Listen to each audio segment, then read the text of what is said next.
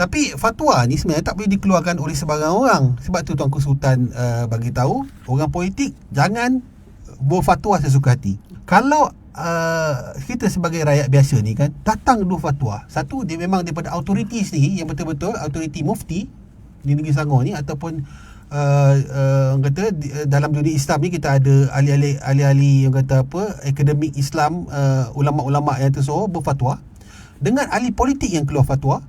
Kedua-duanya mana yang kita nak ambil berat, yang kita perlu ikut secara orang kata apa, secara bindingnya. Secara logiknya kita harus berpegang dengan fatwa yang keluar daripada official authority lah.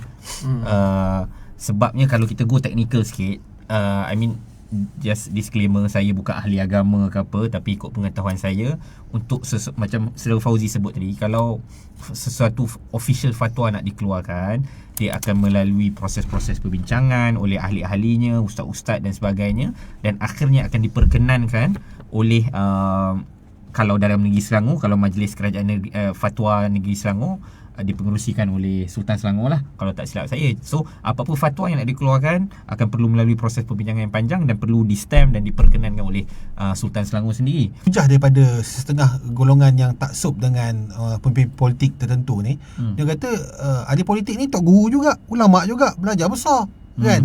Bukannya orang calang-calang ada jawatan di peringkat dunia dalam satu ulama dan sebagainya. Beliau layak untuk mengeluarkan fatwa. Kita tidak nafikan ada beberapa ahli politik yang juga ahli dalam bidang agama, dalam bahagian-bahagian yang tertentu. So itu kita puji dan kita tak nafikan lah kan, kita raikan lah. Tapi kita tahu politik ni is a sticky issue, sangat penuh dengan emosi, sangat penuh dengan, kadang-kadang tu kalau tak dikawal sangat penuh dengan amarah. So itu adalah beberapa langkah yang kita boleh buat lah supaya kita tidak, kalau kata kasarnya sikit, memajakkan akal fikiran kita kepada orang lain. Bos aku cakap macam tu, tok guru aku cakap macam tu, follow je tanpa kita sendiri nak fikir. So walaupun kita rasa tak masuk akal, tapi rasa dia ni orang hebat ni, follow je kan. Tapi tak boleh lah itu. Takkanlah. Faham betul.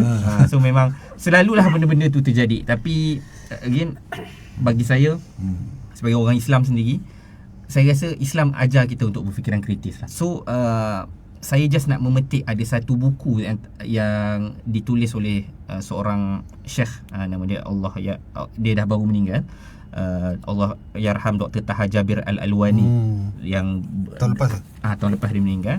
So dalam dia punya buku tu, dia ada tulis buku etika perbezaan pendapat dalam Islam, dan tak silap saya ABIM ada keluarkan versi bahasa Melayu dia lah, yang mempunyai kata pengantar oleh kita punya PMX. So saya rasa saya ada dia punya ebook version free. So saya rasa elok untuk baca tu, sebab macam mana nak kata, antara dia punya kesimpulan dia adalah, dalam kita berbeza pendapat, ada beberapa prinsip yang kita tak boleh kita kena pegang prinsip tu. Kita boleh berbeza pendapat sejauh mana pun, tapi yang kita kena ingat at the end of the day adalah, kita ni terutamanya umat Islam, dalam kita berbeza pendapat, tapi kita kena ingat tanggungjawab bersama kita adalah untuk kita kekalkan brotherhood ataupun perpaduan. So janganlah kita punya perbezaan pendapat tu, walaupun perbezaan pendapat, tapi kita macam terlalu ganggu, terlalu semangat, terlalu asyik nak marah-marah, sampai kita lupa persaudaraan. Sebab itu tanggungjawab kita semua. Kita boleh berbeza pendapat, tapi satu line yang kita tak boleh, orang kata satu garisan yang kita tidak boleh langkau adalah kita perbezaan pendapat sampai kita memecah belahkan silaturahim kita, mungkin sampai na'uzubillah sampai satu tahap perbezaan mengkafirkan. Itu lagi lah, tak boleh nak cakap lah. Mengkafirkan ataupun paling teruk pertumpahan darah lah. Sebab kau tak sokong aku je kan. So itulah kita kena ingat tu lah, sentiasa beringat lah. Baik. So saya ambil kata pandangan saudara Alip tadi, yang paling penting tu dia punya keyword, jangan kita memajakkan akal kita. Maksudnya apa-apa pun kita ada akal, gunakan akal kita. Walau siapa pun bercakap, walau saya cakap di sini, walau PMX cakap sekalipun, kalau ada perkaranya kita kena fikir juga. Walaupun setakat ni tak adalah benda-benda yang saya rasa berlawanan dengan fitrah atau dengan kata apa, agama atau benda-benda yang dicakap oleh PMX, tapi tetap kita kena fikir. Dan juga kepada rakan-rakan kita di luar sana, saya nak tekankan sini, fatwa yang dikeluarkan oleh mereka yang bukan autoriti, maksudnya bukan mufti ataupun pihak-pihak orang kata kalau dekat majlis agama atau sultan sendiri, tak wajib diikut. Okey, fatwa-fatwa yang di-endorse oleh sultan sahaja ada autoriti untuk dilaksanakan mengikut undang-undang. Kalau langgar, ditangkap atau didenda dan sebagainya.